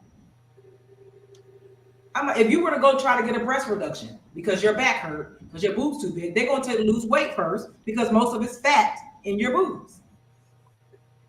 People think only if you have belly fat that is unhealthy. No, any excess fat on your body is unhealthy. No, I feel like that's more or less in our community. Yeah. Where, if you happen to be shaped like that kind of naturally where, okay, your waist isn't necessarily that big, but you big in like they say, quote unquote, all the right places, right? Mhm. It's like, oh no, I'm thick, so I'm 5'2", 210, but I'm thick. Why you taking your picture with your purse in front of your stomach then? Ooh, Didi, don't do that. I'm just saying, if you thick, you thick. She thick, nah. Stop talking about these thick women and talking about these European standards. You know what I'm But the saying? I'm glad he dead part is just so. That's terrible. But nah, people, that's a whole nother topic, man. Just have you ever read comments on like celebrities, posts? It could just be a picture of them with their family, and then people like, I wish you died. You like, Yeah, it's crazy. yeah. People are. People, I'm like, I want to know what it is in women, and I'm specifically calling out women. What is it in women that triggers such vitriol about somebody calling you out about your weight? Like, what is that anger? Like this man telling you you're unhealthy and you should probably lose weight makes you wish death on him, makes you happy that he did. God damn. I just think that when it comes to these things, this is just the truth too, especially when it comes to, I don't feel like women want to hear these things from men. I feel like women have been conditioned that if a man says something like that, then it's, oh my God, it's blasphemy, right? If a man say, you're a little overweight, or, you could lose a little weight. You know what I'm saying? Like, I feel like it's different for if a woman tells a man like, bro, you got a gut. Like it's just like, oh, okay. You know what I mean? Like there's I don't think women want to hear outrage. anybody telling anything about that. No, they don't want to hear. Women don't want to hear anybody say that, but I really think it's like people don't want to accept the fact that when Didi said about spewing such vitriol, I think people don't want to accept the fact that they fit into that category of being fat or overweight. That's one. And then also, like, for women, weight is such a thing from like childhood, especially in other communities outside of being black. I mean, but being black too, like when you have kids that are small, that are young age and they're heavier, they say, they make up all kind of excuses like, oh, you big boned, don't do that, instead of doing what needs to be done to prevent it from going any further. It's like pacified along. And so then whenever somebody calls them fat, like they feelings are hurt because everybody's pacified them up until the point of them being a grown up. Like, because even if a young girl is heavier, they'll be like, oh, when she grow, it'll stretch out or something. But if the weight is still there, so I just think people like, I don't know, it's crazy. But saying I'm happy that somebody's dead is wild. That was the part, and it's a lot. That's the majority of the responses. I'm just like, it make you that mad? And that's what I'm saying. Like, I don't. Even whenever he was alive, like his show, I'd be like, and I knew people would be getting so upset. I'm like, why? If he makes you this mad, why are you watching it? Why do you go on there? Like, I'm even that young woman. I'm like, did you think you were gonna go on there and he was gonna look at you and be like, oh, she's different? Like he was gonna give you a different response? Like, and I think women do that a lot when, it's like dating a bad guy. Like, oh, he'll, I could change him. No, you can't change him because that's just who he is. So going on a show like that and expecting a different outcome than what everybody else that looks like you get is crazy to me, and then get upset about it. But I think one of the things that Kevin Samuels was doing was, because these women are calling on this show, and remember, we always talk about this echo chamber. They're always in this echo chamber, people who agree with them, praise them, call them thick, like these things that they're always hearing. Then when somebody that's not inside your little echo chamber calls you out for exactly what they see, being honest with you, it's shocking. It smacks you in the face. It's like, well, ain't nobody else ever tell me that. Yeah. Like what? Because nobody's being honest with you. But he's just being direct and honest. He said exactly what it is. You called into his show. You know what it's about. You know what he's gonna do. And now you thought because you had a pretty face, he wasn't gonna. Because she said it very confidently. Because I'm thick. Yeah. Man, I'm 5'6", and when I had my son, I was 226, and I thought I was going to lose my mind. I can't imagine being 5'4" on a regular day, just 200 pounds, like, and sitting here talking about I'm thick. Now, some people will be like, I know I need to lose some weight. I know I'm a little heavy, but to be delusional to think that you just fine, you just thick at 200 pounds, man. You about to lose your mind, Didi? What? I cried. But yeah, I don't know. I didn't. And then the people were saying that he was always degrading women. And I said he actually started his show out calling out men because he's an image consultant. He was dragging the shit out of men. I've heard. But he didn't go viral until the women because they were so offended. Because men can take constructive criticism and women can't. Because that's the funny thing. Because I would see women like, wow, why I ain't see more posts, more of this, when like what you're saying, when he went in on men, it was like, because you weren't looking for it. Like, he was an equal opportunist. He didn't just have these discussions with women. He definitely had them with men, and he was worse with them. Yeah, because he would be like, he wouldn't say they were obese. He would say you a fat fucker. Like, yes, he would. So he wouldn't, he wouldn't use his terms. He would call it what it was, like when he would talk to men. So yeah. I was really totally harsh. The episodes I saw, clips I saw of him talking to me, and I was like, I can't believe he said that to that man. Like, that's what I can't believe he said that. Like, right, exactly. I was like, what? Damn. You know if you have a big dick or not. Sir. Exactly. Yeah. But the reason why they didn't see those clips is because those clips didn't go viral. The other clips were very easy to see because they went viral organically because women were so taken aback and they share, just like this one. They're just sharing. I don't have to do nothing. They're just sharing it because they're so offended. Yeah. It was there was a thing recently on TikTok about Pearl, which I haven't seen anything online about her in a long time. But the white girl Pearl, who's always like on the shit, I forgot all about Pearl. Yeah, so I haven't seen anything about her, and it was a post saying like, why, wait a minute, let people know who it is. Pearl is what's the name of her podcast?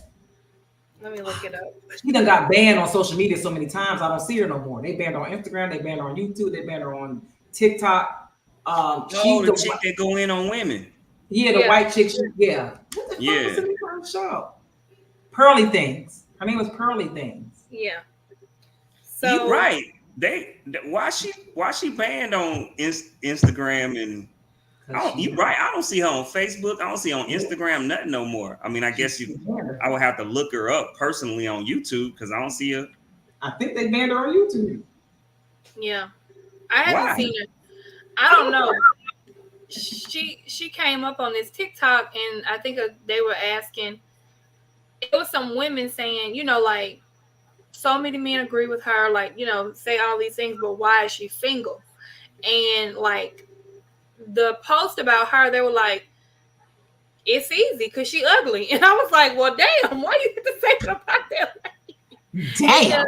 And then another post was like, an actual man said, one man said, oh, well, she's a bitch. She's not nice. And then one other guy was like, I don't think it's either one of those things. I think it's because she is not, she's boring. Like, she's not, she goes along with what men says. And so she's not putting up like any resistance. And deep down, men want like a little bit of that. So I'm like, I haven't seen that woman online, period. I don't even know how the conversation got started. Like, I haven't seen her probably since last year. I ain't seen her online. Wow.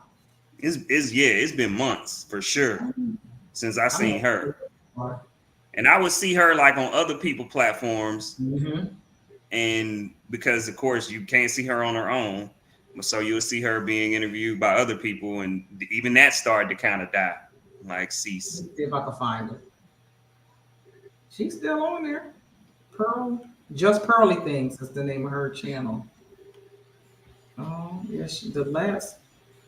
Hold on. Unless they, but also, they shadow ban you, and you could start getting millions of views to a couple thousand. Her last video was posted 13 minutes ago. She got 1.98 million subscribers. Yeah, What's it on Instagram? On YouTube. Oh, so she's on YouTube, but not. Yeah, I don't think she on no social media platforms. I think she. Well, I know when I started following her on YouTube, she had been banned from all the other platforms. Okay. Boy, I tell you, I don't know. We're gonna go to our last question before we get off, since Mother's Day is coming up this weekend. What makes a mother's love so special? Let me fix it.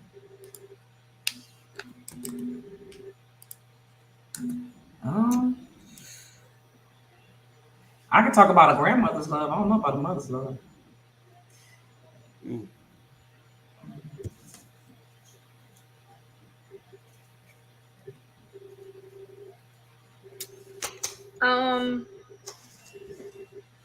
Drina, you probably the best one to answer this. I think, and I think from my relationship with my mom is, I really feel like we just had a really good relationship, but I think it's that unconditional type of love. And I see that the same type of unconditional love my mom has for me, I think grandmothers is like multiplied when it comes to their grandchildren.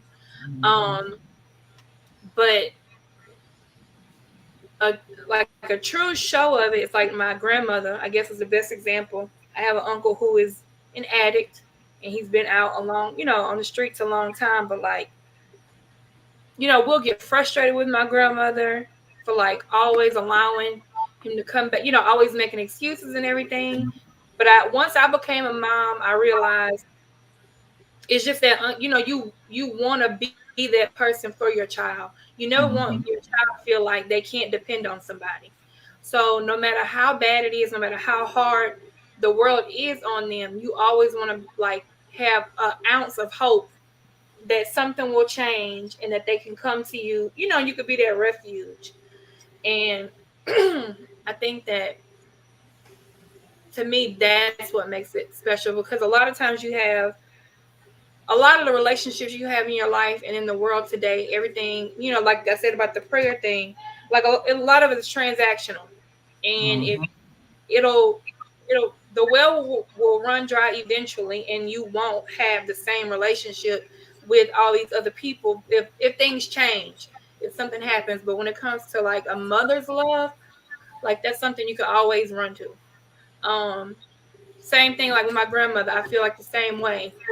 And I feel like, and Dee Dee, you may be able to know now because now you are a grandmother, but like I think that once you have a child, the love your parents have for you, it doesn't go away. But for that grandchild, it's like it kind of like switches over, like flops over to the grandchildren. And I saw that with my mom. And so a lot of the times we bumped heads whenever I was growing as a young mom. It was because she was trying to guide me to make the right decisions for her grandchildren, because she knew I was all that they had. So I really think it's just like it's like always there. Like it's unconditional. Yeah. I know that's not everybody's story. And I know we talk a lot about people who have toxic relationships with their mom because she just condone all your bullshit that you go through. But I think that just like everything else in life, you have to have balance. But at the end of the day, that's your mom, and she's gonna be in your corner. That's what my situation is. Yeah. I'll speak from my because I consider my grandma my mom because she did raise me. So I'll speak from that standpoint and the unconditional love. Like there's no comparison. There's nothing like no matter what it was. Like she was always there. There was never a question about it. It didn't matter what the situation was. It didn't matter how mad she was. She showing up. She gonna try to figure out what she can figure out. And we gonna make it happen. How we gonna make it happen? But it's a level of security that you just don't get from anybody else, and you never had to question it. I'll say you never had to question whether she was gonna have your back or not. So if that's what it's like, that's what I got from my grandma. And it was constant. It was consistent. It was solidified. It was just I never had to worry about anything when it came to my grandma. Yeah. She could make it happen. She was gonna make it happen, and that's how I feel like I am with my kids. And you know, people talk about the switch from being a grandmom, and I don't know. I think I just love my kids so much. I throw my grandbaby in there like she's just my baby too. But I feel like I feel the same way for all of them, for my son, my daughter, and my grandbaby. And maybe I think it might be a little different because my grandbaby has a mom and a dad. So I don't have to be like another mom to my grandbaby. Yeah. I just enjoy her as being my grandbaby.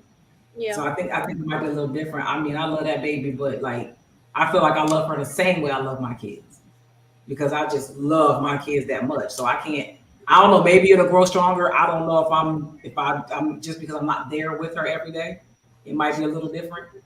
But I mean, I love my kids and I still treat my kids like they're my babies. So that mother love it's the difference. But I think, and I don't want to overshadow the moms, but having that dad there, like my grandbaby has, is just a different dynamic. It's a different connection that you have where I don't have to step in as the grandma because they got it. Yeah. I get to just enjoy being a real grandma, like hands off. I get to have fun. So, isn't that awesome though? Yes. To be in that situation. Yeah. And I feel like, I mean, and maybe we can kind of say this for another day too, to kind of go in, but I feel like that's one thing that, you know, in our community that is kind of tough because in our community, a lot of times grandparents don't get to be grandparents, right? Oh. They are extended parents or parents, just period, right? Yeah. And so to be able to, you know what, I can just come in and spoil my grandbaby and go on about my business because I know that she in great hands and she taken care of. I can just be that. Yeah. It's got to be an awesome feeling. So it is because I think we literally all of us our whole life have always only heard my grandma was there helping my mom or my grandma was there raising us. Like there was never really an example of the grandma just get to come in and be grandma and go. Yeah. Like she was always there. It's like, dang, she didn't get to do nothing. Like she was still raising kids after her kids. I mean, that's what my mom is doing now with, my brother's children. Like she's not taking a break. And I mean, with me, she was like the other parent to my children from a very young age. But, even though we lived separate, like my mama, it was just so crazy. Like she handled them like they were her kids, like literally. But I'm like, lady, I'm working. I'm doing everything I can to take care of these kids, but you trying to still tell me what to do. Like I pay all my bills, like all of that. But one more thing about a mother's love, and Didi, I'm sure you could.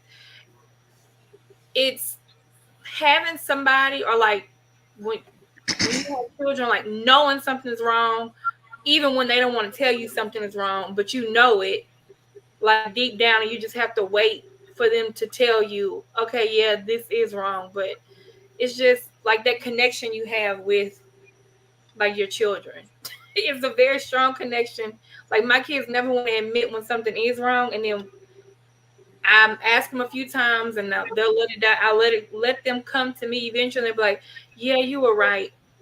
This is whatever's wrong." But Just having somebody like they know what's going on, but you just yeah. Yep. Mm-hmm. You don't got nothing, Adrian? Hey man, I was told I don't have them type of stories that y'all got. So I just love to hear it. I mean, I see it with Debbie, and the kids. You know what I mean? Like, I don't know. That's why for me, and I've said that before. It makes you just realize what you just didn't have, and I ain't even talking about from a materialistic thing. I'm just talking about from a loving environment. And how you just kind of grow up in a scarcity mindset, a less than, a lack of, environment, to where when you see, healthy, relationships, it's just like, dang, I wish I felt that. I wish I had that. Does my mother love me? Yeah, but I never felt any unconditional love. Like, I never felt that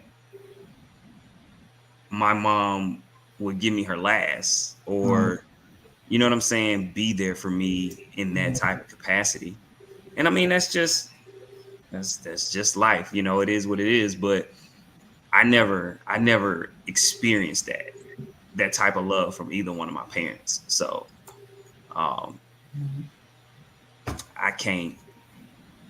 Yeah, I can't. You know what I'm saying? Like, that was not my life. I knew when becoming an adult, or even I ain't even gonna say an adult, like late, teens, once I started getting around that 14, 15-year-old age range, I knew even at that point, like, bro, you're gonna have to figure this out. Like, if you don't figure it out, you're gonna be without. So you better get to it. And I've never had that where it's like, man, if I ain't got it, I know my mama could even help me figure it out, right? Like, I've never been able to lean on people like that. So I don't know what that's like, which also shaped me to kind of how I am, where it's hard for me to accept things from people too.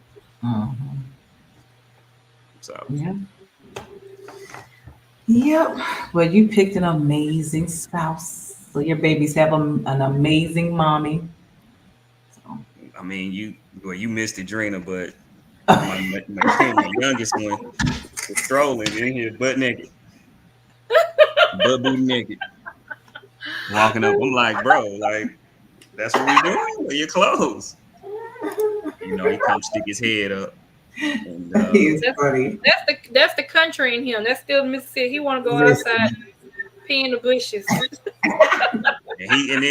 And Dee Dee saw his face, because I'm calling him out, and he looking at me like, man, what you put my business out in the street like?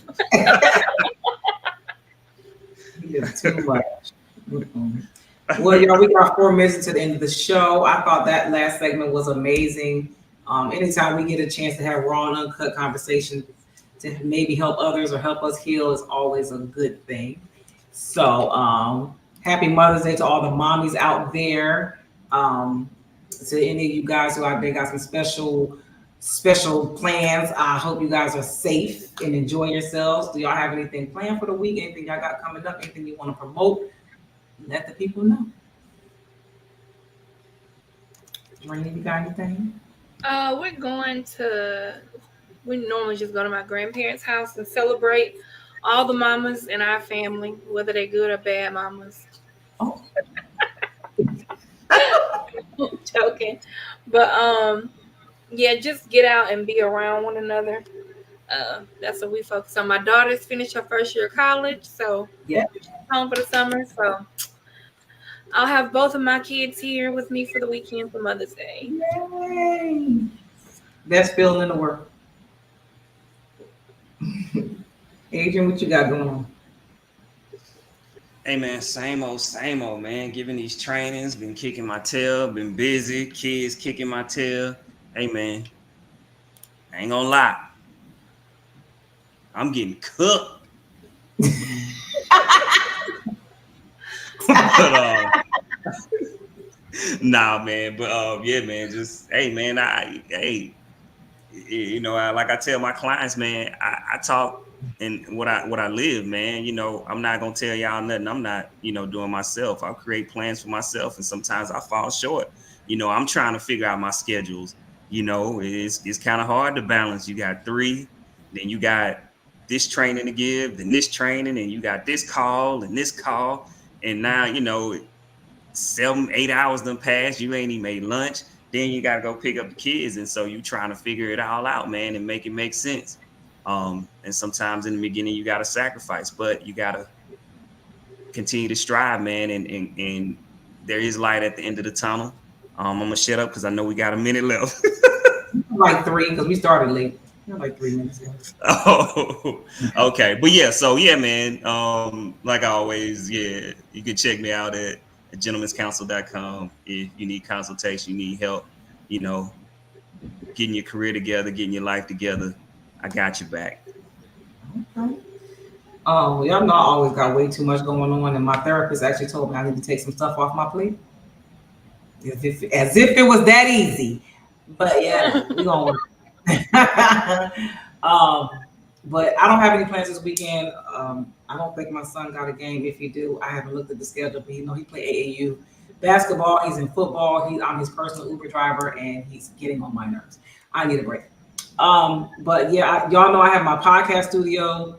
I am actually in the process of planning a grand opening next month. It's going to be pretty big. I'm gonna have the radio station out there, food truck, all kinds of stuff. Have people come in, do mock podcast episodes in the room that I'm renting out, and do a live stream of my show. So it's going to be a big deal. So hopefully everybody come out. I'll keep you informed on that. I'm about to do something major. I just posted a little clip of me. Y'all see it on my page. You can come up with whatever you want to come up. I'll tell you about what it is later. But yeah, I just posted a picture about it, some teasers, but it's pretty major what I got coming up.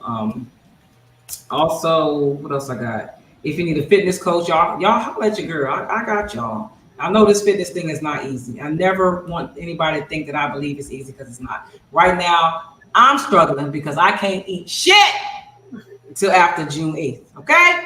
So a bitch is hungry. I want to drink. Shit.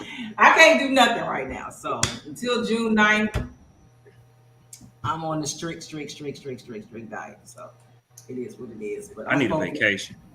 And I need one of them too. But I'm excited about whatever people got coming up. And if anybody, I really want to just say this. If y'all think for 1 second that I am posting anything about you, call me. Because I can guarantee you I'm not. I can guarantee you. If you call me, if you need something from me, and we friends, and I don't respond or get back to you in a timely manner, I forgot. I got 1 million things that I'm doing. 1 million of them, literally. Please just remind me that I forgot to call you. Don't make it a big deal, because it's not a big deal. I promise you, I just forgot. I'm never unreachable. I'm never untouchable to the people that I care about and that got my fucking phone number. Like, don't do that. But y'all know we appreciate everybody in the comments. We appreciate y'all interacting with us, engaging with us, coming in here and just spending some time with us. Because y'all could be anywhere else, but you're here with us. And we appreciate y'all each and every week. If you want to be a guest on the show, even if you've been a guest before and you want to come back, let us know. We'd love to have you back on the show. We love having guests on. We love having conversations, especially real, raw, uncut conversations. Y'all know what to do. Go and subscribe to our YouTube channel, Breaking Barriers Podcast. Tell people about our podcast. Tell them to comment, like, share, all the good stuff so people will know about the podcast. We'll see y'all next Tuesday. Y'all be good. Y'all be safe. Y'all be great. We out.